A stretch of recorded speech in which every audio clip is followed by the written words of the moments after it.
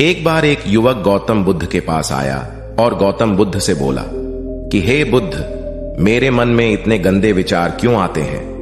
मैं नहीं चाहता कि मेरे मन में गंदे विचार आए, पर मेरे मन में हमेशा काम वासना के विचार चलते रहते हैं और मैं इनके बारे में सोच सोचकर बहुत परेशान हूं। मेरी ऊर्जा और समय यह सब सोचने में ही नष्ट हो जाती है और इन सब के विचारों की वजह से मैं कभी भी शांत नहीं रह पाता और मैं हमेशा ही स्त्रियों को देखकर मोहित हो जाता हूं।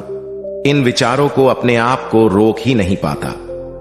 बुद्ध मुस्कुराए और उन्होंने उस युवक से पूछा, क्या तुम्हें पता है यह काम वासना होती क्या है? फिर लड़के ने उत्तर दिया और कहा, बुद्ध, मैं यह तो नहीं जानता कि काम वासना होती क्या है, पर हां, यह जो भी है बहुत बुरी चीज है। फिर बुद्ध ने उस युवक से कहा कि सबसे पहले तो तुम्हें यह समझना है कि प्राकृतिक रूप से जो भी चीज हमारे अंदर है वह बुरी नहीं है। हमारे जीवन में उसकी कुछ ना कुछ जरूरत है। वासना कोई बुरी बात नहीं है। यह तो हमारे मन की एक भावना है जो हमें किसी ना किसी चीज की कमी का एहसास करवाती है और फिर हम उस चीज को पाने के लिए उस चीज की तरफ आकर्षित हो जाते हैं।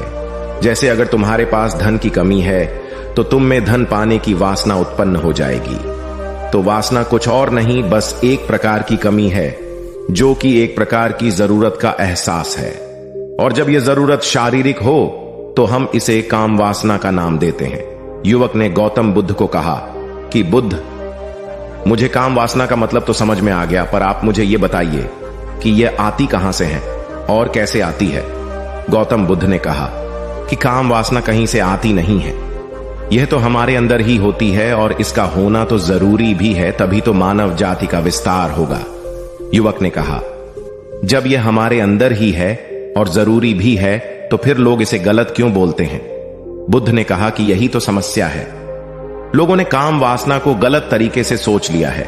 इसे छिपाने की, दबाने की कोशिश करते हैं। काम वासना गलत नहीं है, बल्कि काम वासना का गलत तरीके से प्रयोग करना गलत बात है।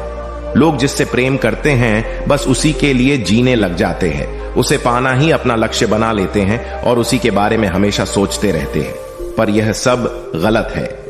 बुद्ध ने युवक से कहा, क्या तुम्हें पता है जानवरों में भी काम वासना होती है? युवक ने उत्तर दिया, हां बुद्ध, जानवरों में भी काम वासना होती है, क्योंकि जानवर भी तो आखिर अपनी पीढ़ी को आगे बढ़ाएंगे। बुद्ध ने कहा, तो फिर हम जानवरों की काम वासना को गलत क्यों नहीं कहते? युवक ने कहा, मुझे नहीं पता महात्मा, आप ही मुझे बताइए। गौतम बुद्ध ने कहा कि जानवर अपनी काम वासना का प्रयोग आनंद प्राप्ति के लिए नहीं करते, वह तो सिर्फ संतान उत्पन्न करने के लिए ही काम वासना का उपयोग करते हैं। जानवरों को प्रकृति ने इतनी समझ नहीं दी कि वह काम वासना को अपने सुख का आधार बना सके, जबकि मनुष्य अपनी समझ के बलबूते पर प्रकृति में पाई जाने वाली प्रत्येक वस्तु को अपने सुख के लिए प्रयोग करता है। हम इंसानों ने ही काम वासना को अपने सुख का साधन बना लिया है, जबकि प्रकृति ने तो हमें अपने वंश को आगे बढ़ाने के लिए दिया था, लेकिन इंसानों ने इसे अपने जीवन का परम लक्ष्य बना रखा है और इस तरह से काम वासना का भी लगाम हो जाना गलत है। युवक ने पूछा, महात्मा जी, ये काम वासना हम पर हावी क्यों होती है? तब गौतम बुद्ध ने कहा कि सुनो, अब जो मैं तुम्हें बताऊंगा उसे तुम ध्यानपूर्वक सुनना। काम वासना का सारा खेल तुम्हें समझ आ जाएगा, तुम्हें तुम्हारे सारे सवालों का जवाब मिल जाएगा। बस तुम्हें ध्यान से सुनकर समझना है। एक बार की बात है, एक आश्रम में गुरु और उनके शिष्य रहा करते थे, जो रोजाना आश्रम के बाहर स्थित गांव में भिक्षा लेने के लिए जाते थे। उस आश्रम का एक शिष्य जिस गांव में भिक्षा लेने जाता था, उस रास्ते में एक नदी पड़ती थी। एक दिन उसने देखा कि एक लड़का पेड़ के पीछे छिपा है। वह उस लड़के के पास गया और उससे जाकर बोला, भाई, तुम इस पेड़ के पीछे छिपकर क्या देख रहे हो? लड़के ने कहा, अरे तुझे नहीं दिख रहा कि मैं क्या देख रहा हूं? तब शिष्य ने नदी की तरफ देखा तो वहां पर कुछ लड़कियां पानी भर रही थीं। वो लड़कियां 14-15 साल की होंगी। तब उसने उस लड़के से कहा, अरे भाई, वहां पर तो लड़कियां पानी भर रही है, इसमें छिप कर देखने वाली क्या बात है? तब वो लड़का शिष्य की तरफ देखकर उससे कहता है, अरे पागल, तुम्हें दिखाई नहीं दे रहा कि कैसे यह परियां नदी से पानी निकाल रही है? जरा उनकी अदाओं को तो देखो, उनके कोमल शरीर को देखो, उनकी पतली कमर को देखो, और उनके बाल उनकी कमर पर कैसे लहरा रहे हैं, मानो सुंदरता बिखरी पड़ी हो। शिष्य ने फिर नदी की तरफ देखा और इस बार वह इससे देखता ही चला गया। उसे किसी भी बात का कोई डर नहीं था, लेकिन अब वो छिपने लगा और उन लड़कियों को देखने लगा। और जब वो छिपकर उन लड़कियों को देख रहा था, तभी वह अचानक अंदर से कांप गया और उसने कहा कि यह मैं क्या कर रहा हूं, मैं जो कर रहा हूं वह सही नहीं है, मुझे यहां से चले जाना चाहिए। और फिर वह जल्दी से वहां से चला गया। वो आश्रम पहुंच जाता है। आश्रम जाकर वो अपने कार्यों में लग गया, लेकिन जो अब भी वह देख कर आया था वहीं उसकी आंखों के सामने बार बार आ रहा था। उसके मन में वही दृश्य चल रहा था। उसके मन में वही सब कुछ देखने के लिए लड़ाई हो रही थी। उसका किसी भी काम में मन नहीं लग रहा था। सुबह होते ही वह रोज जल्दी ही भिक्षा के लिए आश्रम से निकल जाता और उस नदी के पास वाले पेड़ के पास जाता, और जहां पर वह लड़का पहले से मौजूद रहता था, उस लड़के के साथ मिलकर लड़कियों को छुप छुप कर देखता था। अब वह रोज ऐसा करने लग गया। यह उसके रोज का काम हो गया। अब उस शिष्य का मन किसी भी काम में नहीं लगता था। वो हमेशा ही किसी ना किसी प्रकार के विचार में उलझा रहता। वो आश्रम के कार्यों को भी ठीक ढंग से नहीं कर रहा था। न वो ठीक से सो पाता था और न वो ठीक से खाना खा पाता था। उसका मन बेचैन सा रहता था। उसका मन बार बार उन लड़कियों के सौंदर्य को देखने के लिए तरसता था। जब गुरु शिक्षा देते तब भी उसका मन कहीं और विचारों में खोया रहता था। गुरु ने अपने शिष्य की इन हरकतों को जान लिया था। तब एक दिन गुरु ने शिष्य को अपने पास बुलाया और कहा कि आज से मैं भी तुम्हारे साथ भिक्षा मांगने चलूंगा। तुम और मैं साथ साथ भिक्षा मांगने चलेंगे। तभी शिष्य गुरु को मना करते हुए बोला, नहीं गुरुदेव, आप परेशान क्यों हो रहे हो? मैं अकेला ही ठीक से भिक्षा मांग सकता हूं। गुरु ने शिष्य से कहा कि ठीक है, तुम अकेले ही भिक्षा मांगने जाओ। शिष्य तुरंत वहां से भिक्षा मांगने के लिए निकल गया। उसके जाने के बाद गुरु भी आश्रम से निकल गए और शिष्य का पीछा करने लगे कि वो कहा जाता है, किससे मिलता है। यह सब देखने के लिए उसके पीछे पीछे चलने लगे। थोड़ी दूर जाने के बाद गुरु ने देखा कि उनका शिष्य एक लड़के के साथ एक पेड़ के पीछे अपराधी की तरह छिपा हुआ है और छिपकर कुछ देख रहा था।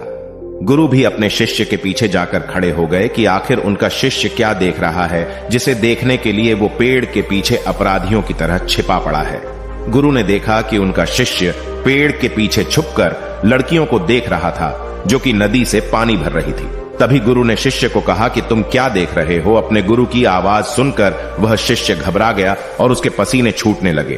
वह थर थर कांपने लगा, जैसे किसी चोर को चोरी करते समय रंगे हाथों पकड़ लिया हो। उसकी हालत खराब हो गई। वो कुछ भी नहीं बोल रहा था। उसके मुंह से कुछ टूटे फूटे शब्द भी बाहर निकल रहे थे। वो अपने गुरु से नजर भी नहीं मिला पा रहा था। गुरु ने शिष्य की तरफ देखा और कहा कि मेरा शिष्य तो निडर था, उसे तो किसी भी चीज का डर नहीं था, लेकिन यह क्या, तुम तो डर के मारे कांप रहे हो। शिष्य ने गुरु से कहा कि मुझे माफ कर दो गुरुदेव, मेरा इसमें कोई दोष नहीं है। उस लड़के ने मुझे बहका दिया था, लेकिन आपसे मैं वादा करता हूं कि आज के बाद मैं ऐसा कभी दोबारा नहीं करूंगा। मुझे माफ कर दो गुरुदेव। गुरु ने शिष्य से कहा कि कोई बात नहीं, पर इस बात का तुम ध्यान रखना कि हम जैसी संगति करते हैं वैसा ही फल हमें प्राप्त होता है। उसके विचार हमारे अंदर प्रवेश करते हैं, इसीलिए अच्छी संगति करो जिससे तुम्हारे अंदर अच्छे विचारों का प्रवेश हो। फिर गुरु और शिष्य आश्रम लौट आए और फिर से आश्रम के कार्यों पर ध्यान देने लगे। उसने उस रास्ते को छोड़ दिया और दूसरे रास्ते से जाने लगा। वो अपने काम को ध्यान से करता, लेकिन धीरे धीरे उसके अंदर क्रोध उत्पन्न हो गया और फिर वो दूसरों पर क्रोध करने लगा और बेचैन रहने लग गया। अब वो सही समय पर भोजन भी नहीं करता था। वो भोजन भी बहुत कम खाता था। एक रात गुरु शिष्य के पास आए और उसे बोले कि अब तक तुमने कितनी बार अपना वादा तोड़ दिया। यह सुनकर शिष्य अपने गुरु के चरणों में गिर गया और रोने लगा। रोते रोते ही उसने गुरु से कहा कि गुरुदेव, मैं कई बार अपना वादा तोड़ चुका हूं, फिर वादा कर लेता हूं, लेकिन हर बार मैं वादा तोड़ देता हूं। मेरा मन मेरे नियंत्रण में है ही नहीं। मैं बहुत कोशिश करता हूं कि मैं अपने मन से सारे बुरे विचारों को निकाल डालूं, लेकिन मैं चाहकर भी ऐसा नहीं कर पा रहा हूं। फिर गुरु ने शिष्य को कहा कि चलो मेरे साथ। गुरु शिष्य को आश्रम के बगीचे में लेकर गए और शिष्य से कहा कि देखो, यहां पर कुछ नालियां बनी हुई है जिससे नदी का पानी इन पौधों तक आ रहा है और यह पानी एक निरंतर भाव से बह रहा है। क्या तुम इस पानी के बहाव को रोक सकते हो? शिष्य ने कहा कि हाँ गुरुदेव, मैं इस बहाव को रोक सकता हूं। फिर शिष्य ने मिट्टी उठाकर उस नाली में डाल दी। वो पानी थोड़ी देर के लिए रुक गया और फिर थोड़ी देर बाद उस मिट्टी के ऊपर से पानी बह गया। गुरु ने शिष्य से कहा, अरे ये क्या, ये तो पानी रुका ही नहीं। फिर शिष्य ने कुछ कंकड़ पत्थर उठाकर उस नाली में डाल दिए और फिर थोड़ी देर के लिए पानी रुक गया। लेकिन फिर थोड़ी देर बाद ही उन कंकड़ पत्थर के ऊपर से पानी निकल आया। फिर गुरु ने कहा कि यह क्या हुआ, पानी तो फिर से बह गया। तुम तो बोल रहे थे कि तुम इसे रोक दोगे। क्या हम किसी काम को रोकना चाहे तो क्या हम उसे रोक नहीं सकते? तब शिष्य ने कहा, कोई बात नहीं गुरुदेव, मैं इस पानी को तो आपको रोक के दिखाऊंगा।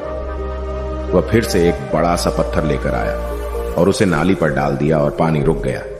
तब गुरु से कहा कि देखा गुरुदेव, मैंने कहा था ना कि पानी को मैं रोक दूंगा। मैंने पानी को रोक दिखाया।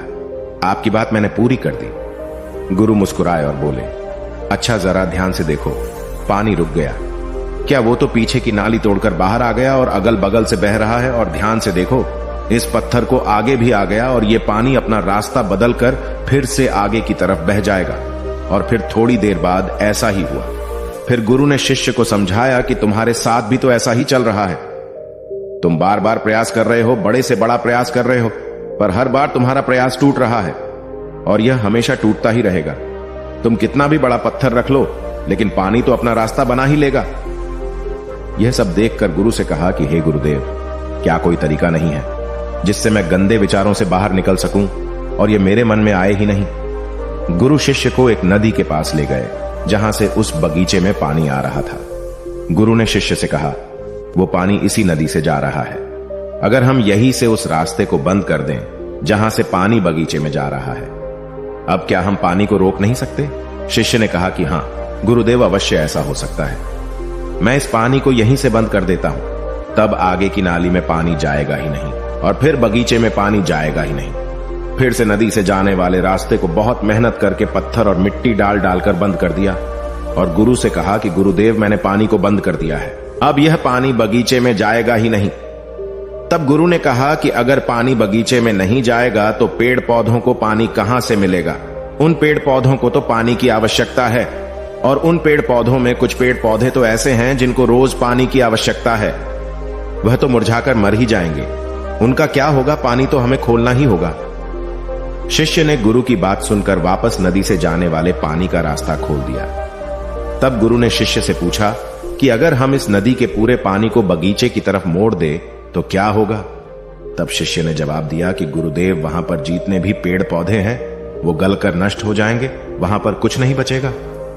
फिर गुरु मुस्कुराए और बोले, तुम इस बात को समझो कि हमें किसी भी चीज को रोकना नहीं है, बस हमें हमेशा संतुलन बनाए रखना है। कम पानी से भी पौधे नष्ट होते हैं और ज्यादा पानी से भी पौधे नष्ट होते हैं। हमारा जीवन संतुलन से ही चलता है। गुरु ने शिष्य से कहा कि अगर मैं तुम्हें कहूं कि तुम आम के बारे में मत सोचो तो तुम्हारे मन में सबसे पहले किसका चित्र आएगा? शिष्य ने कहा कि गुरुदेव, मेरे मन में तो पहला चित्र आम का ही आएगा। गुरु ने कहा कि जब हम गंदे विचारों को जबरदस्ती रोकने का प्रयास करते हैं तो वह और मजबूती के साथ हमारे अंदर प्रवेश करते हैं और ज्यादा हमारे अंदर उठते हैं। इसीलिए हमें उन्हें कभी भी दबाने की कोशिश नहीं करनी चाहिए। फिर गुरु ने शिष्य को जाते हुए कहा कि हमारे गंदे विचार बुरे लोगों की संगति करने की वजह से भी आते हैं। कई बार क्या होता है कि कामुकता हमारे अंदर होती नहीं है, लेकिन कुछ अश्लील लोगों के साथ रहने की वजह से यह हमारे अंदर हावी हो जाती है। फिर शिष्य ने कहा कि गुरुदेव, आप सही कह रहे हैं, मैं अपने मार्ग से भटक गया था। फिर वो शिष्य उस रात बहुत ही चैन की नींद सोया। सुबह अपने कार्यों को पूरे मन से किया और फिर सुबह वो भिक्षा लेने के लिए उसी रास्ते से गया जहां वह लड़का आज भी पेड़ के पीछे छुपकर उन लड़कियों को देख रहा था। वो शिष्य नदी पर गया जहां वह लड़कियां पानी भर रही थीं। उसने उन लड़कियों से पानी मांगा। उन लड़कियों में से एक लड़की ने उसे पानी पिलाया और उस सन्यासी शिष्य के चरण छुए। शिष्य ने उसे आशीर्वाद दिया कि तुम्हारा कल्याण हो। उसका मन सकारात्मक ऊर्जा से भर गया। उसके चेहरे पर मुस्कान आ गई थी, जैसे कि उसे कुछ खोया हुआ वापस मिल गया हो। वह वापस अपने रास्ते से जाने लगा। तभी पीछे से वह लड़का आ गया जो पेड़ के पीछे छुपा हुआ था। वह शिष्य के पास आया और बोला कि क्या बात है, आज तो तुमने नजदीक से दर्शन कर लिए, तुम तो मुझसे भी आगे निकले। तब शिष्य ने कहा कि हम हमेशा दूसरे के दर्शन करने में ही व्यस्त रहते हैं, अपने दर्शन कर ही नहीं पाते। तुम कब तक इस पेड़ के पीछे छुपते रहोगे? किसी को पसंद करते हो तो उससे बोल दो, अगर वो भी तुम्हें पसंद करती है, और शादी कर लो। पर उससे पहले तुम कुछ बन जाओ तथा अपने आप को पहचान लो। ऐसे अपना समय बर्बाद मत करो। फिर वह लड़का रोज उससे मिलने लगा और उस लड़के ने नदी पर जाना छोड़ दिया। और फिर वो लड़का अपने जीवन में कुछ बनने के लिए संघर्ष करने लगा। तो तुमने देखा संगति का असर क्या होता है। अपनी संगति बदलो, अपने विचार बदलो। बुद्ध ने युवक से पूछा कि क्या तुम्हें तुम्हारे सारे सवालों का जवाब मिल गया? तब युवक ने कहा कि हां महात्मा जी, आपका बहुत बहुत धन्यवाद। तब गौतम बुद्ध ने युवक से कहा कि जब तुम्हारे मन में गंदे विचार आए तब आप अपने आप को दोषी मत मानो। यह शरीर है और यह सब इसमें हजारों वर्षों से सीखा है। यह केवल तुम्हारे सोच लेने से, शपथ लेने से यह टूटने वाला नहीं है, लेकिन तुम्हारे पास वो शक्ति है और वो ऊर्जा है जिसका तुम्हें संतुलन बनाए रखने के लिए उपयोग करना है। तुम एक जीवित ऊर्जा हो जो कुछ भी अनुभव करने के लिए स्वतंत्र हो, जो कुछ निर्माण करने के लिए स्वतंत्र हैं। इसीलिए तुम अपने आप को पहचानो। दोस्तों, आपको यह कहानी कैसी लगी हमें कमेंट करके जरूर बताना और ऐसी ही और कहानियों के लिए सब्सक्राइब का बटन जरूर से दबा देना।